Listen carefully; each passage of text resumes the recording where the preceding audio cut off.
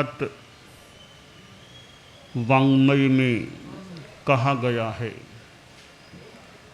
सो ही उज्जुय भूयस्य धम्मो शुद्धस्य चित्तै निब्बाणम परमं जाई घय सितब्ब पावई। प्रश्न होता है कि निर्वाण को, मोक्ष को कौन प्राप्त कर सकता है? उत्तर है कि निर्वाण को वह प्राप्त कर सकता है जिसके जीवन में धर्म होता है। तो दूसरा प्रश्न है, धर्म किसके जीवन में ठहरता है? तो उत्तर है, धर्म शुद्ध व्यक्ति के हृदय में ठहरता है। तो तीसरा प्रश्न है, शुद्ध कौन होता है? इसका उत्तर है, ऋजुक भूतस्य शोधि। जो ऋजु भूत सरल होता है उसके शोधि होती है, शुद्धि होती है। ऋजु भूत की शुद्धि होती है। एक बहुत ही अच्छी बात लग रही है, ऋजु भूत की शोधि होती है। इस बात को हम प्रायश्चित्त के संदर्भ में देखें। किसी साधु से मान लो कोई भूल हो गई, गलती हो गई, प्रमाद हो गया, तो गलती होने का मतलब हम मान लें अशुद्धि हो गई, मलिनता हो गई, मेल चढ़ गया आत्मा पर। अब उस मेल को उतारना है तो क्या तरीका होगा? आलोचन करना, प्रायश्चित्त करना, यह उसका उपाय है। पर आलोचन भी ठीक कौन कर सकेगा? प्रायश्चित्त ठीक कौन ले सकेगा? ऋजुक भूत, जो सरल होगा वह सम्यक्तया आलोचना प्रायश्चित्त कर सकेगा। कैसे? कि जो प्रायश्चित्त दाता हैं, आचार्य हैं, जो भी अधिकृत हैं, उनके पास जाएगा और अपनी बात सरलता से बताएगा, तो फिर प्रायश्चित्त दाता उसे प्रायश्चित्त दे सकेंगे। अब सरलता नहीं है, ऋजुता नहीं है, तो या तो वह अपनी गलती बताएगा ही नहीं, छिपा के रखेगा, बताएगा ही नहीं। कोई पूछताछ होगी, जांच पड़ताल होगी तो बताना पड़ेगा, तो जितना हो सकेगा कम बताएगा, छिपाने का प्रयास करेगा। एकदम ही बात पकड़ में आ गई तो उसे स्वीकार करना भी पड़ सकता है। अब यह उसको मजबूरी में स्वीकार करना पड़ा। इसकी जगह वह कितना अच्छा व्यक्ति है कि जो स्वयं चला करके अपनी गलती बता करके प्रायश्चित्त मांगता है।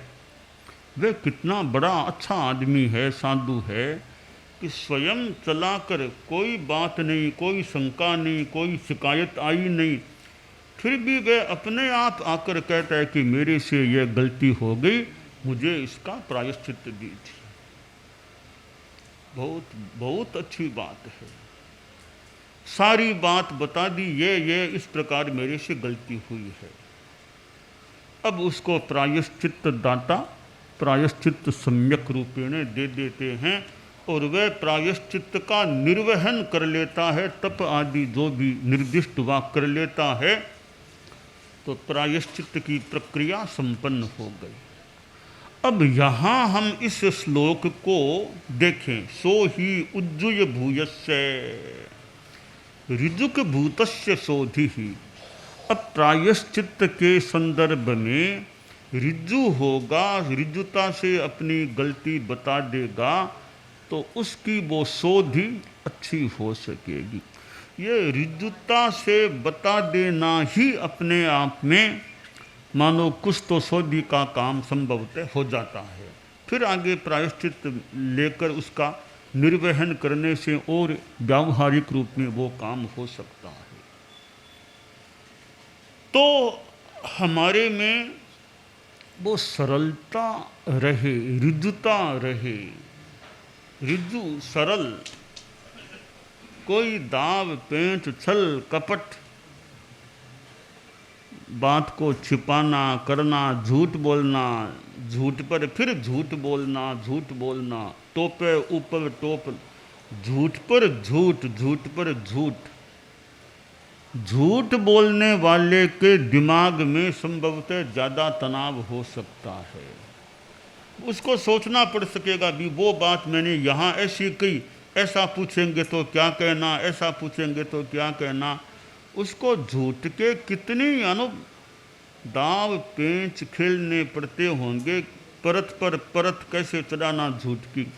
कितना सच्चाई का रास्ता सीधा सपाट है, कोई दाव पेंच की जरूरत नहीं। अभी पूछ लो, चाहे कल पूछ लो, चाहे रात को पूछो, चाहे परिषद में पूछो, चाहे अकेले में पूछो, मेरी बात तो वो की वो है, कोई मेरी गलत बात नहीं।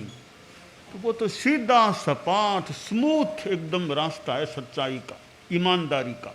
झूठ का मार्ग है वो टेढ़ा मेढ़ा दाव पेंच वाला है।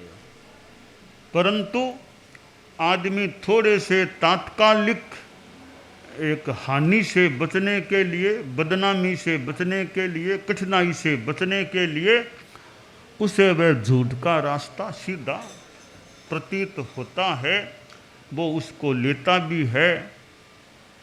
परंतु कुछ देर बाद में सच्चाई सामने आ गई, तुमको भी स्वीकार करना पड़ेगा।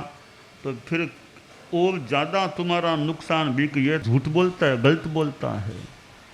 और मान लो बात सामने नहीं भी आएगी, आत्मा के वो कर्म लगा हुआ है, तो आगे कौन माफ करेगा। भूल छिपाना पाप है, करो निवेदन साफ, यहाँ बचोगे पर नहीं आगे होगी माफ। तो ये आगे माफ थोड़ी हो जाएगी। यहाँ तो मान लो तुम बड़े होशियार हो, जैसे तैसे बच भी जाओ, पर कई बार होशियारी भी ज़्यादा लंबी नहीं चलती है। होशियारी क्या, वो सामने फिर बात कभी कभी आ सकती है। आचार्य जी विराजमान थे, तो एक साधु को आचार्य जी ने बुलाया। साधु के बारे में कोई शिकायत आई थी, तो आचार्य जी ने कहा भी ये बात आई है, बोलो कैसे क्या है। तो साधु ने उत्तर दिया, वो लगा आचार्य जी को थोड़ा तोड़ मरोड़ कैसे कुछ कर रहा है। तो आचार्य जी ने कहा, देखो गुरु के सामने होशियारी मत छांटो, गुरु के सामने होशियारी मत छांटो, भोले बच्चे की तरह जो हुआ सो बता दो। छिपाने का ये दाव पे छल कपट होशियारी गुरु के सामने मत छांटो, जो है वो बात बताओ। तो ये होशियारी चातुरी है, मान लें ज्ञानावरणीय कर्म का क्षयोपम है, बुद्धिमत्ता है, पर उस बुद्धिमत्ता को हम छल कपट में काम में लेकर के बुद्धिमत्ता के कारण निमित्त से हम पाप कर्म का बंद कर लेंगे। तो इसलिए सो ही उज्जुय भूयस्य, ऋजुक होगा, सरल होगा, ऋजुक भूत होगा, उसकी शोधि होगी। तो यह प्रायश्चित और प्रतिक्रमण, ये दो बहुत अच्छे उपाय हैं शुद्धि के लिए। प्रतिक्रमण अगर साधु के बढ़िया होता रहे, बढ़िया का मतलब है एक तो हम पूरा पाठ भले कभी मन में बोल दें, पूरा पाठ बोल दें, पाठ बोलने के साथ दूसरा काम बीच में ऐसे न करें। प्रतिक्रमण करते हुए दूसरा काम करने लग जाएंगे ना, कि प्रतिक्रमण करना है, साथ में लूणे भी समेट लो, पछेवड़ी भी समेट लो, वो कपड़े समेट लो, नांगला खोल लो, वो खोल लो, प्रतिक्रमण भी साथ में हो रहा है। तो वो प्रतिक्रमण फिर बढ़िया नहीं हो सकेगा। दूसरे काम साथ में करने शुरू कर देंगे, तो कपड़े समेटने हैं, सड़ निकालने हैं, तो वह वो काम करते रहो, साथ में प्रतिक्रमण हो रहा है। वो प्रतिक्रमण हो भी जाएगा तो संभवतः बढ़िया होने में बाधा आ सकती है। इसलिए प्रतिक्रमण के समय उसी में हमारा ध्यान रहे कि प्रतिक्रमण है, बीच में दूसरी बातें भी कर लो, तो बीच बीच में दूसरी बातों में लग जाएंगे जो कि जरूरी भी नहीं है, तो प्रतिक्रमण में हानि हो सकती है। तो प्रतिक्रमण के समय यथासंभवतया दूसरी बातों से विरति रहे, यथासंभवतया प्रतिक्रमण में ध्यान रहे। साथ में प्रतिक्रमण में क्या बात बोली जा रही है वो ध्यान रहे, में अर्थ बोलने का जो पाठ है उसका अर्थ क्या वो भी पता चलता रहे। कि एक अतिचार बोले, क्योंकि इरिया समिति का पाठ बोला जा रहा है, शरीर प्रमाण भूमि को देख इंद्रिय विषय स्वाध्याय का वर्जन कर, मौन पूर्वक चलने में प्रमाद की होती। अब ध्यान रहे कि हाँ अरे मौन पूर्वक चलना, तो आज मैं बोला तो नहीं था ना, उस समय ध्यान आ जाए रे हाँ आज मैं बहुत एकदम मौन में चला था, हाँ एक बार केवल थोड़ी बात कर ली थी चलते, यह याद आ गई, इसका मतलब हमारा प्रतिक्रमण काफ़ी बढ़िया है, हमें अपनी गलती याद आ गई बोलते बोलते। तो प्रतिक्रमण का पाठ अच्छा हो जाए तो वह बहुत बढ़िया बात है। तो शुद्धि का यह एक उपाय अच्छा है, प्रतिक्रमण दोनों टाइम अपना ठीक हो जाए। तो भी सत्थव तो मान लो कभी कोर लगने से पहले भी कर सकते हैं, तो पूरा अपना, कभी टाइम कम है तो पचपद वंदना नमो दो नमोत्थनम वो एक मुहूर्त के बाद में भी कर सकते हैं। तो प्रतिक्रमण उभय काल का और प्रायश्चित आलोचना रोज अपनी विधिवत कभी एक साथ भी लेनी पड़े, मान लो आलोचना रोज की हो जाए, विशेष दोष लग गया, आज अमुक चींटियाँ मर गई, वो हो गया वो हो गया, आज ब्लड टेस्ट, इन सब बातों और भी कोई दोष लग जाए, टाइमली अपना प्रायश्चित हो जाए, यह शुद्धि का उपाय है। तो आलोचना जो है, आलोचन गुरु के सामने, प्रायश्चित दाता के सामने अपनी बात को रख देना, और प्रायश्चित देने वाले हैं वे भी तो ऐसे बड़े एक उपकार करने वाले हैं कि आलोचना देते हैं, और प्रायश्चित देने वाले उनमें लेने वाले में सरलता, देने वाले में गंभीरता, दोनों ओर से बात है। लेने वाले में ऋजुता चाहिए, देने वाले में गंभीरता चाहिए। आचार्य जी यानी आचार्य भिक्षु के पास कोई अन्य संप्रदाय का साधु आ गया, थोड़ी देर बात की फिर चला गया, तो स्वामी जी के एक शिष्य ने पूछा, गुरुदेव वो साधु क्या बात करके गया था, क्या बात करके गया? स्वामी जी ने संभवतः फरमा दिया, अभी आलोचना, प्रायश्चित आलोचना लेनी थी, वो बात की थी। साधु ने अगला प्रश्न कर लिया, कौन से दोष की आलोचना ली, कौन से दोष का प्रायश्चित? का यह नहीं बताना, यह बताना नहीं कलपता, कौन से दोष की आलोचना, यह गंभीरता मान लें इसको भी कि उसकी बात मैं तुमको क्यों बताऊं। तो प्रायश्चित लेने वाले की ऋजुता, देने वाले की गंभीरता, दोनों का योग, दोनों की स्थितियां अच्छी रहनी चाहिए। और प्रायश्चित देने वाले में कहीं दुर्भावना, पक्षपात नहीं कि इसको ज़्यादा दंड देना, इसको ऐसा करना, इसको यह राग द्वेष के भाव से किसी को दंड जानबूझ के कम दे देना, किसी को ज़्यादा दे देना, ये प्रायश्चित देने वाले के लिए अच्छी बात नहीं। देने वाला तटस्थ भाव से जो उचित है, जो द्रव्य क्षेत्र काल भाव के अनुसार उचित है वो प्रायश्चित बता दे। सामने वाले की स्थिति भी देख ले, सामने वाला बहुत बीमार व्यक्ति है, उसको रोज़ दवाई खानी पड़ती है, तो उसको कहे तुम्हें पंचोला करना पड़ेगा, उसके लिए मुश्किल है। तो अल्टरनेट खोज लो। इसका अल्टरनेट क्या हो सकता है? डॉक्टर के पास मरीज जाए और ये तकलीफ़ है, दवाई बताओ। कि दवाई बताई, मरीज़ बोला इसमें तो नॉन वेज है, मैं वो तो लेता नहीं, नॉन वेज में लेना नहीं, मुझे तो मैं नहीं ले सकता।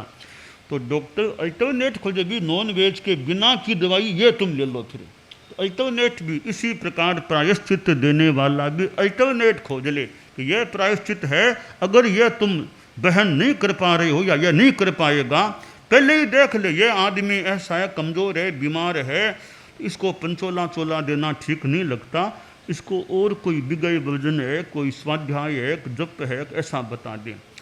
तो सामने वाले की स्थिति को देख करके द्रव्य क्षेत्र काल भाव के अनुसार प्रायश्चित देना चाहिए।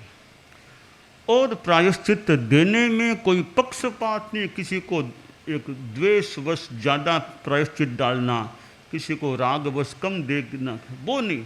बाकी जो द्रव्य क्षेत्र काल भाव देख करके दिया जा। तो प्रायश्चित लेने वाले की ऋजुता, देने वाले की तटस्थता और गंभीरता, यह स्थिति होती है। तो यह डॉक्टर और मरीज का सा संबंध है। डॉक्टर और मरीज, मरीज का काम है डॉक्टर को अपनी, अगर तुम्हें ठीक होना है तो डॉक्टर को अपनी बीमारी, अपनी तकलीफ बता दो, यह मेरी तकलीफ है। फिर डॉक्टर जो दवाई जो कुछ बताए उस पर ध्यान देना होगा। हाँ, मरीज यह कहे भी मुझे तो कोई दवाई लेनी नहीं, मुझे तो साधना ही करनी है, तो बहुत ही बढ़िया बात है कि मुझे तो चिकित्सा नहीं कराना। अब इतनी 80, 85, 90 आ गए, अब मुझे कोई चिकित्सा, ये सोनोग्राफी, MRI, मुझे तो कुछ नहीं कराना, कोई आलोचना का काम नहीं करना, मुझे तो दवाई जो बताओ आप तो मैं ले लूँ, और ये टेस्टिंग अब मुझे नहीं, ऑपरेशन अब मुझे नहीं कराना। अब 85, 90 की उम्र का हूँ, अब क्या वाहन में जाओ और वहाँ जाओ, गाड़ी में जाओ, उस शहर में जाओ, वो कोई, अब मुझे तो नहीं कराना। मैं तो यहाँ हूँ अपने, कोई यहाँ कोई ठिकाने में बैठे, कोई दवाई बताओ तो ले लें, बाकी अपना माला जाप ध्यान स्वाध्याय वो करें बस। ये भी अच्छा चिंतन है।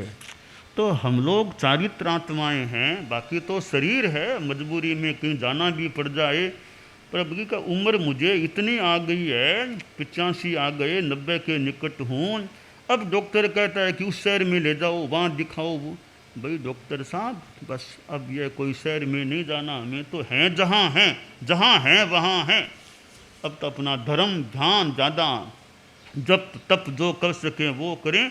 ठिकाने में आप कोई दवाई बताओ तो ले लें, कोई टेबलेट है, कैप्सूल है, वो लेना हो तो ले लें, बाकी बस अब हमें बाहर और कहीं नहीं जाना कहीं। यह भी एक प्रशस्त चिंतन हो सकता है, क्योंकि ठीक है कोई सहन नहीं हो सकती, ऐसी बीमारी है, और उम्र भी अभी छोटी है, तो भी इलाज हो जाए, उम्र छोटी है, एकदम 85, 90, 80 के पार का जीवन है, कोई इतनी खास, इतनी कोई तकलीफ भी नहीं है, तो फिर अपना भी कहीं क्यों मुझे आलोचना लेनी पड़े चिकित्सा के संदर्भ में।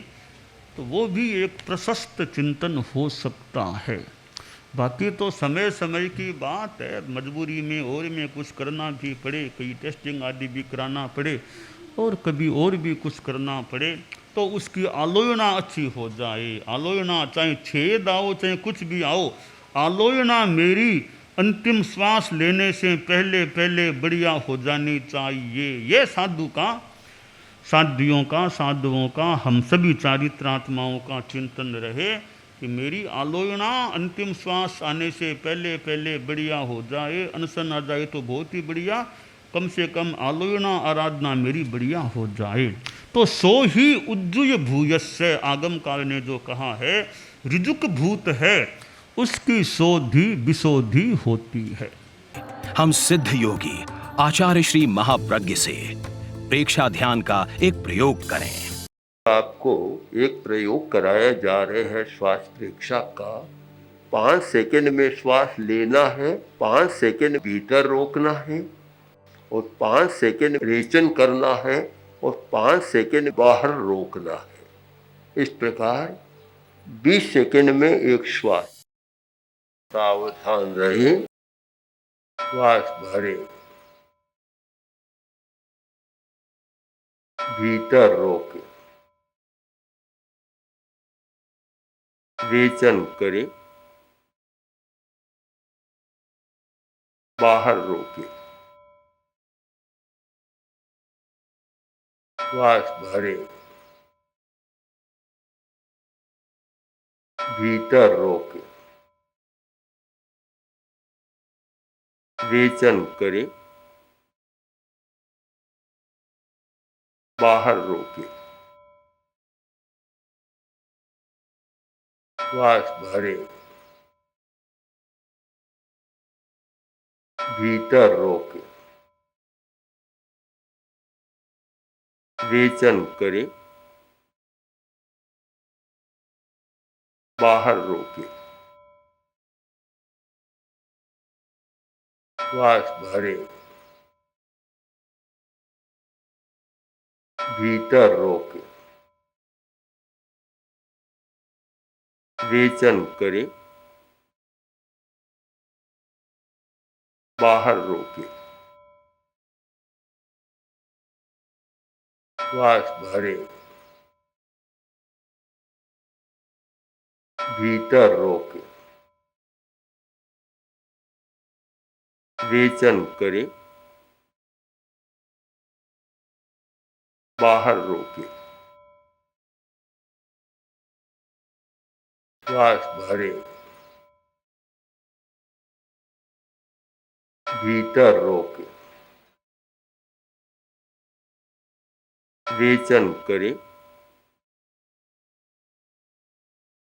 बाहर रोके, श्वास भरे। प्रयोग संपन्न। तो ये ध्यान के बहुत छोटे प्रयोग कराए हैं और इनका स्वयं बार बार अभ्यास करें तो एक अच्छा अभ्यास हो सकता है। ओम आर्षम।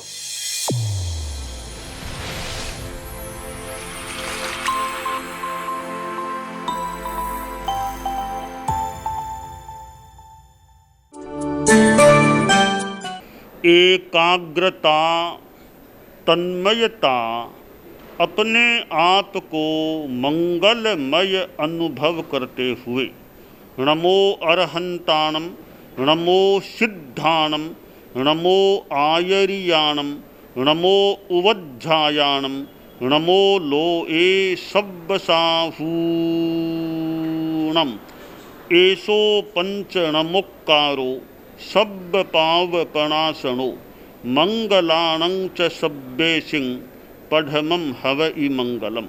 चत्तारि मंगलम, अरहंता मंगलम, सिद्धा मंगलम, साहू मंगलम, केवलिपन्नत्तो धम्मो मंगलम। चत्तारि लोगुत्तमा, अरहंता लोगुत्तमा, सिद्धा लोगुत्तमा, साहू लोगुत्तमा, केवलिपन्नत्तो धम्मो लोगुत्तमो। चत्तारि शरणं पवज्जामि, अरहन्ते शरणं पवज्जामि, सिद्धे शरणं पवज्जामि, साहू शरणं पवज्जामि, केवलिपन्नत्तं धम्मं शरणं पवज्जामि। धम्मो मंगलमुक्किट्ठम् अहिंसा संजमो तवो देवावितं नमंसन्ति जस्य धम्मे सयामणो। च इत्ता भारहं वासं चक्रवट्टिमहिद्धियो सन्ति सन्ति करे लोए पत्तो गइमणुत्तरम्। देवदानवगन्धर्वा जक्षरक्षस किन्नरा बम्भयारिं नमंसन्ति दुःकरं जे करन्ति तम्।